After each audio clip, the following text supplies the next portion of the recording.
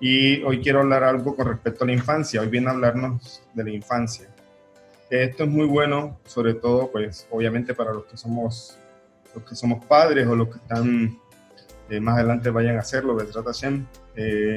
Igual se necesita tener sabiduría para educar a los hijos, no solamente enseñarles ciencias o las cosas que de pronto se le enseñan en el colegio, las matemáticas, todas estas cosas, sino lo importante, dice el Rebbe, enseñarle cuál es el objetivo de la vida y a qué vinimos aquí.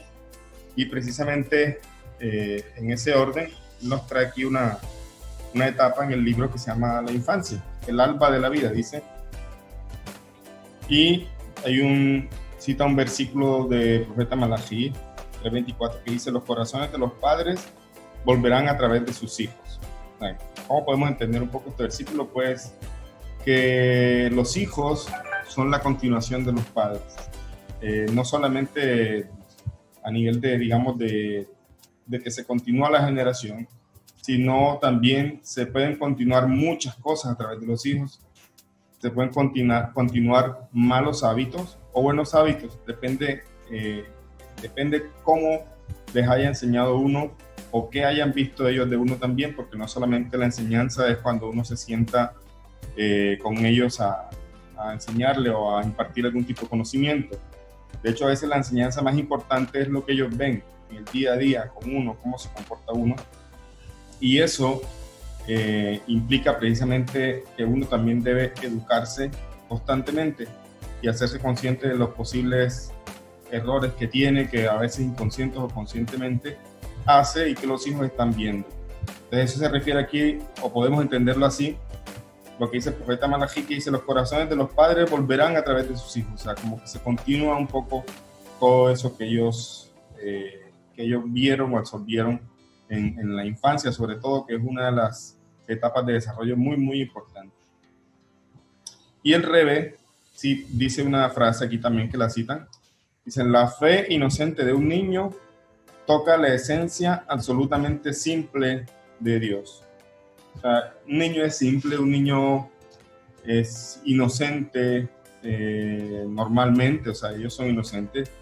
Hoy día a veces no pasa tan así, pero no es porque el niño no sea inocente, sino porque, como dije, han estado expuestos a todo tipo de cosas que hacen perder esto, que es lo más preciado de la niñez. O sea, esta simplicidad, esta inocencia.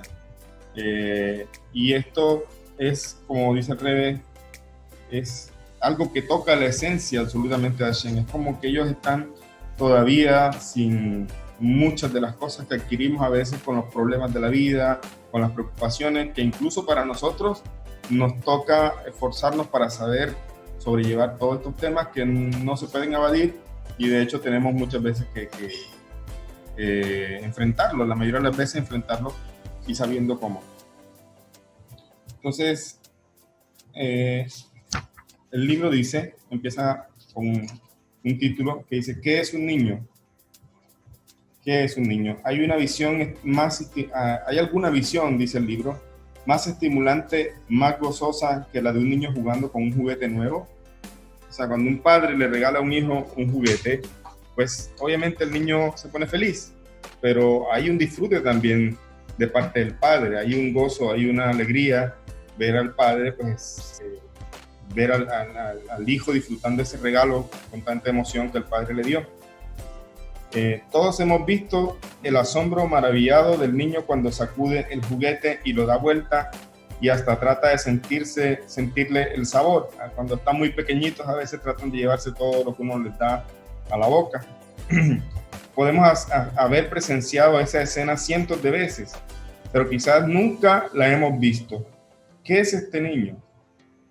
Aquí hay algo muy interesante que nos pasa muy comúnmente hoy día, sobre todo con todo el ruido mental que se genera con todas las cosas hoy día, porque tenemos las redes sociales, tenemos las noticias, pues hay gente que usa televisores, entonces están las películas, un montón de cosas, o sea, los juegos virtuales, juegos online, o juegos, todo tipo de cosas. O sea, el mundo, lo decía el Rebbe en una parte más atrás, el mundo se ha ido, entre comillas, desarrollando, pero este desarrollo ha traído un gran ruido mental a las personas. O sea, constantemente hay ideas, cosas en la cabeza, incluso sumémosle a eso las preocupaciones también del día a día, de las obligaciones.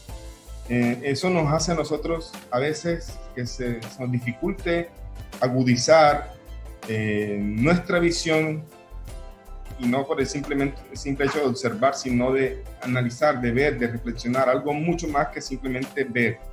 El acto de ver es simplemente pues enfocar la vista, el órgano de los sentidos, pues en este caso la visión, hacia un objeto, hacia una persona, eso es ver. Pero observar es algo más profundo, es el análisis, es la reflexión, o de pronto incluso de manera lógica cómo puede funcionar algo. O sea, eso es lo que está diciendo aquí. Muchas veces vemos escenas, en este caso un niño jugando con un juguete, maravillado con su juguete, pero no, la pregunta es, ¿lo hemos observado? Lo vemos, tal vez vemos así muchas cosas en el día a día también, pero la pregunta es si lo hemos observado, si eso nos lleva a buscar algo más profundo que nos conecte incluso con nuestro servicio a Hashem.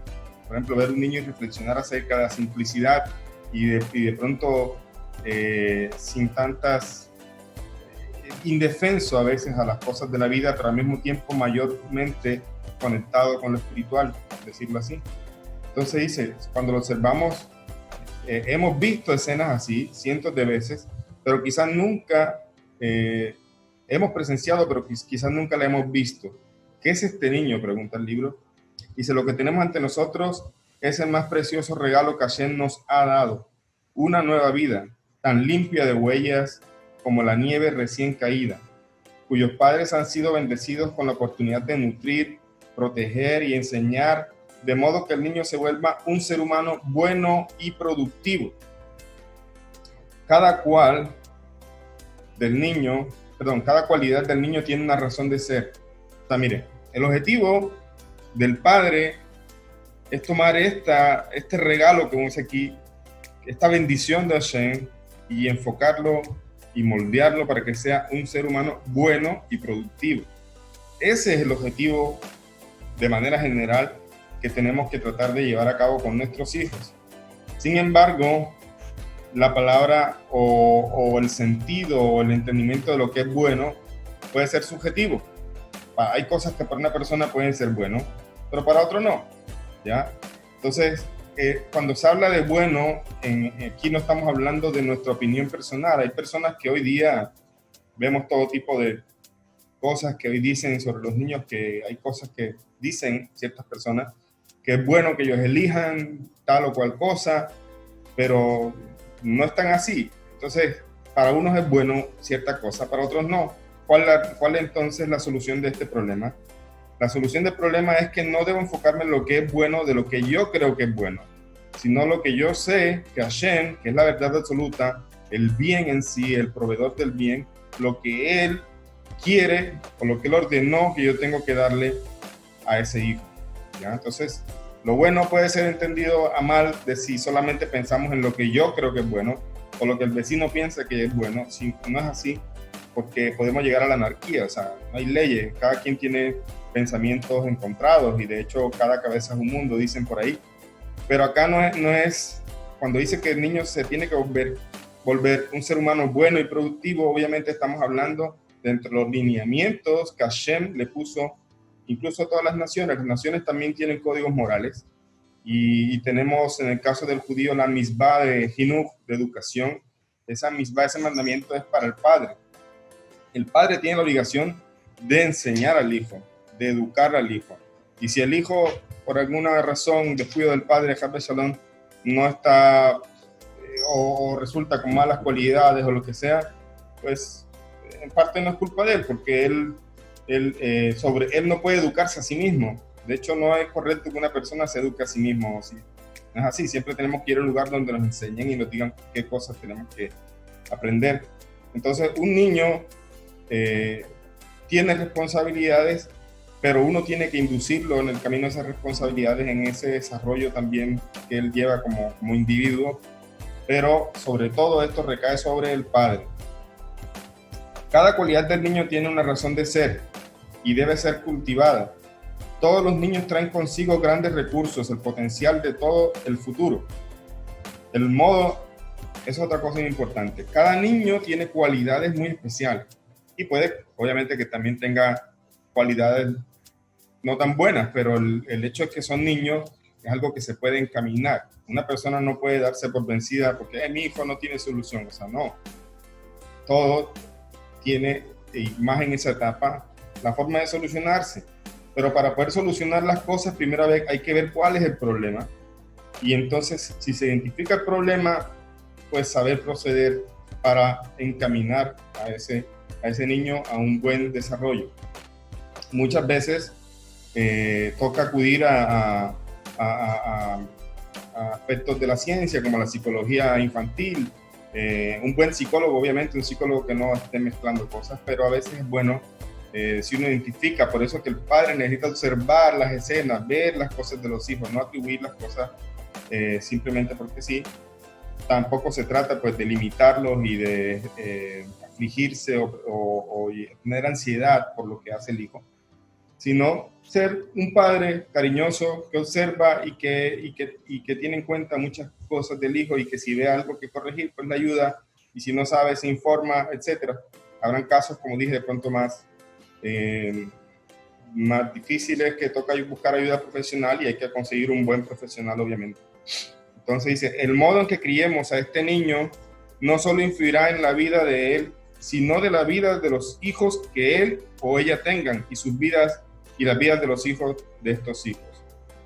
O sea, hay que pensar que la vida continúa. Ellos algún día se van a casar, algún día van a tener hijos, y algún día van a hablar de sus padres también, con su pareja. No, mi papá no me enseñó tal cosa, o yo nunca vi a mi papá haciendo esto, o yo vi a mi papá muchas veces haciendo esto otro que no está tan bien. Entonces, uno tiene que pensar que esto es una continuación, como lo decíamos al principio, y que uno tiene que pensar que ellos se van a casar, que qué espera uno que haya en ese hogar de ellos. Entonces, uno tiene que pensar en eso y tratar de hacer y formar desde ahora, y mucho más aún, qué le va a educar o qué le va a enseñar este niño a sus hijos. Si no tiene una buena enseñanza, pues no le va a dar una buena enseñanza. Por eso el Rebbe más atrás decíamos que el Rebbe dice, nadie da de lo que no tiene. Si tiene una mala educación, pues eso le va a dar a sus hijos. Si tiene una buena educación, eso le va a dar a sus hijos.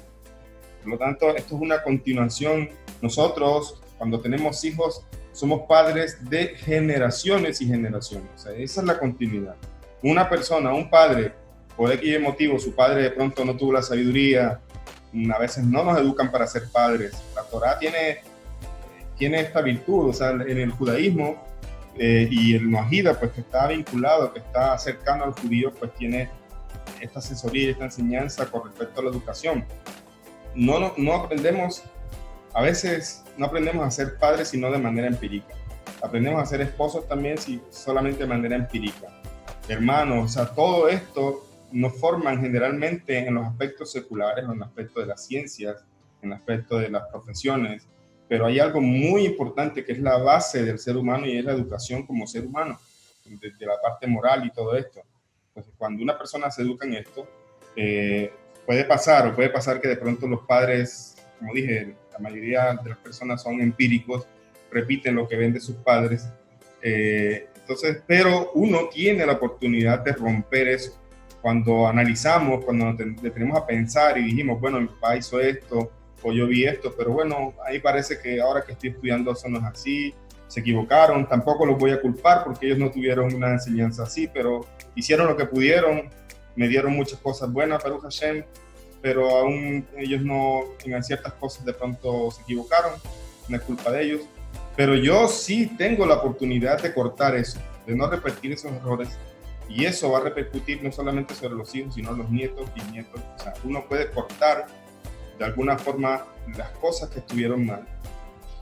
Uno las vivió, ya uno es una persona madura, entonces uno puede darse cuenta y decir, bueno, esto no quiero enseñarle a mis hijos, no quiero repetir esto. Uno puede, no estamos obligados a repetir las cosas malas que vimos de pronto de un pasado, pero si estudiamos y las vemos, podemos corregirlas. Y yo no quiero que mi hijo viva estas cosas, yo no quiero que mi hijo le toque luchar con estas cosas. Entonces uno tiene que ser ese punto de inflexión y cortar lo que venía mal y mejorar. Esa es la idea, mejorar a las generaciones que vienen. Obviamente ya el niño cuando esté grande va a tener su propia responsabilidad y todo. En nuestra sociedad podemos ver a la infancia como un estadio transitorio, a los niños apenas como adultos en proceso de hacerse. Suele verse a la infancia y a la educación como una pura inversión. Hay expertos en estadísticas que han llegado a calcular la edad en que la persona comienza a valer más de lo que se ha gastado en su crianza y en educación infantil. El modo en que vemos, esta frase me gustó, de hecho la compartí hace un momento.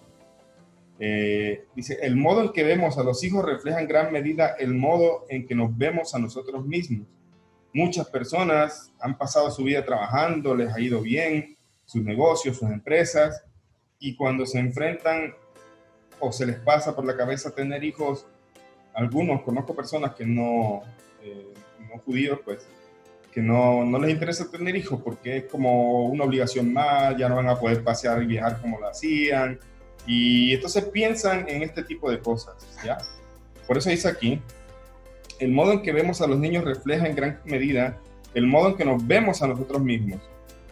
Si lo que nos preocupa principalmente es nuestra propia comodidad material, entonces un niño puede hacerse una molestia, una interrupción del mundo que hemos construido cuidadosamente para nuestra gratificación.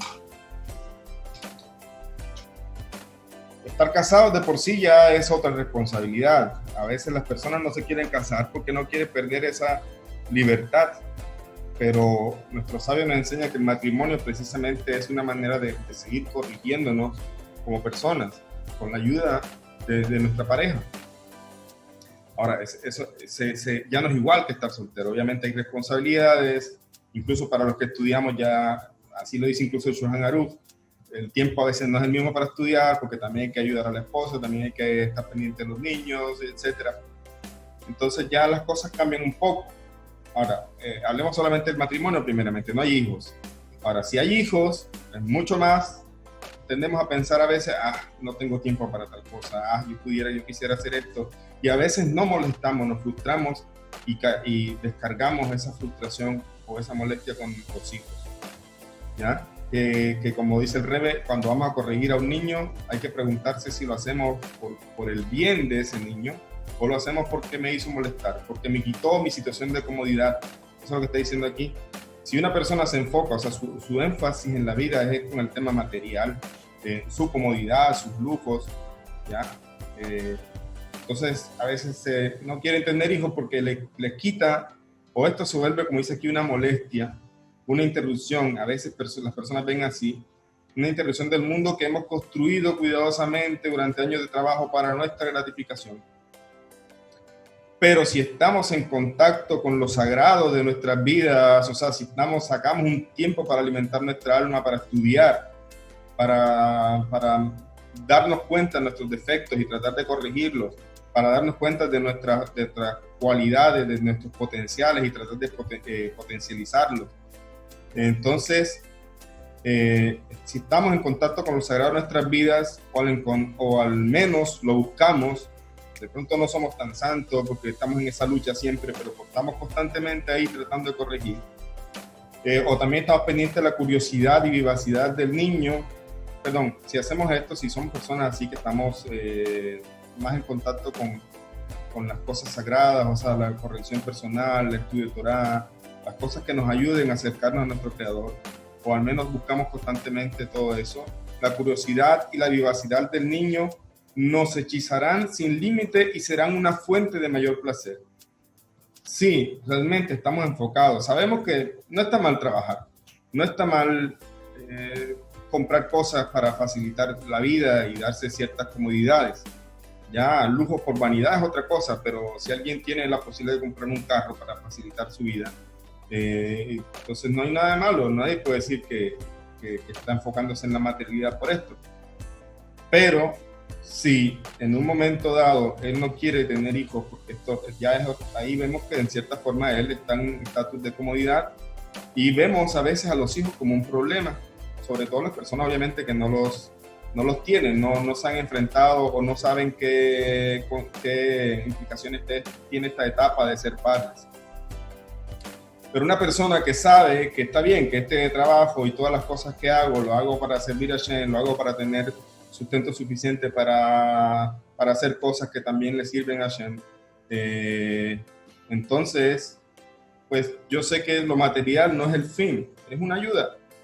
Pero el objetivo más importante que lo material es continuar todo el aprendizaje que yo tengo, toda la Torá que he estudiado, todas las cosas que yo quisiera que continuaran en una generación, pues dárselo a mis hijos.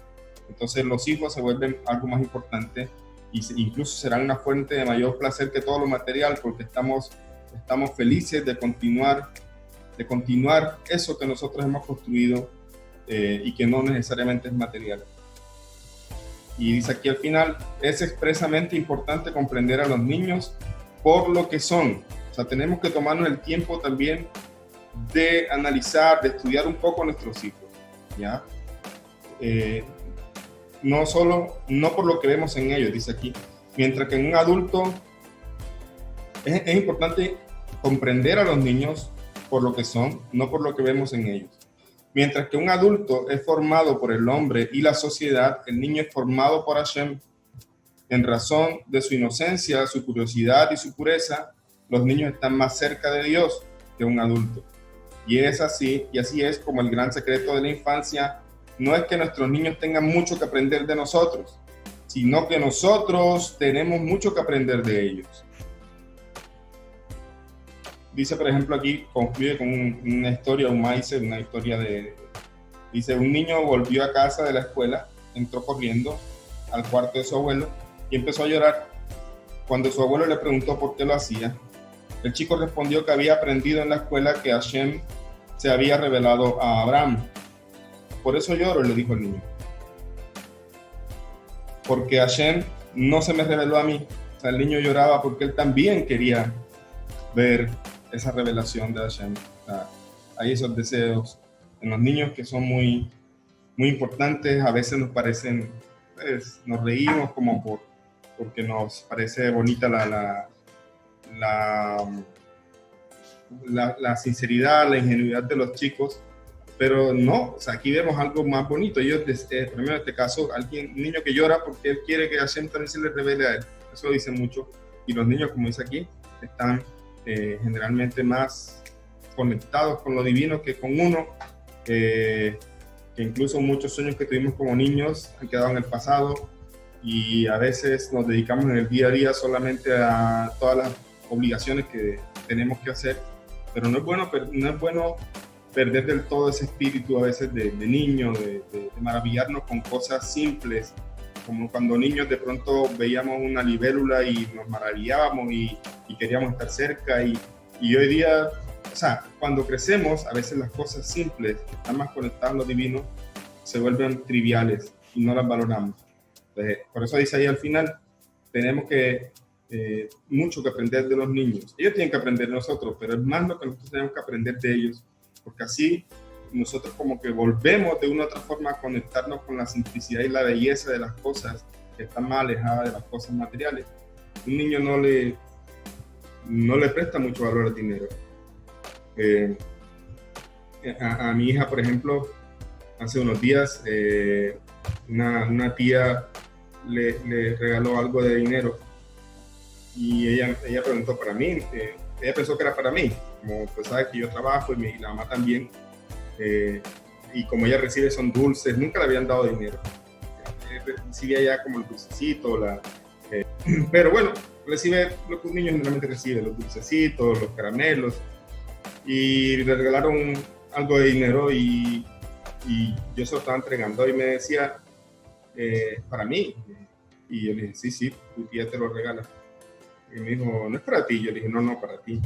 Entonces me dijo, pero yo no gano dinero, me dijo ella. O sea, ella no vio, si le hubiera entregado un caramelo se hubiera alegrado muchísimo.